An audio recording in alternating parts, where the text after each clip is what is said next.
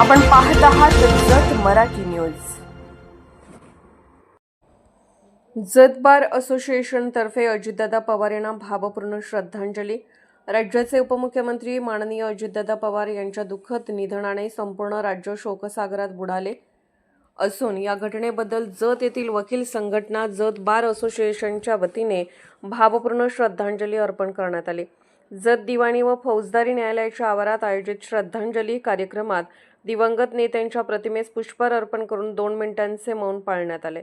याप्रसंगी जत बार असोसिएशनचे अध्यक्ष ॲडव्होकेट राजकुमार म्हमाने, उपाध्यक्ष ॲडव्होकेट नानासाहेब गडदे, सचिव ॲडव्होकेट चुडाप्पा कारंडे यांच्यासह बार असोसिएशनचे सर्व सभासद, वकील मोठ्या संख्येने उपस्थित होते।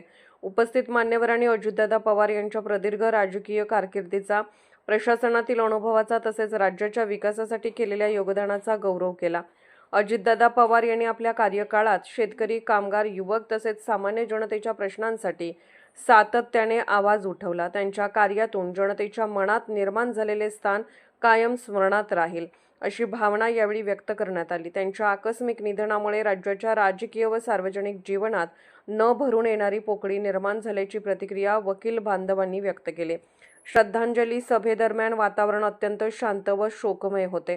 दिवंगत आत्म्यास सद्गती लाभो व त्यांच्या कुटुंबियांना हे दुःख सहन करण्याची शक्ती मिळो अशी प्रार्थना उपस्थितांनी केली। कार्यक्रम शिस्तबद्ध व संयमित वातावरणात पार पडला। जत मराठी न्यूज चॅनलला लाईक करा, शेअर करा आणि सबस्क्राईब करा।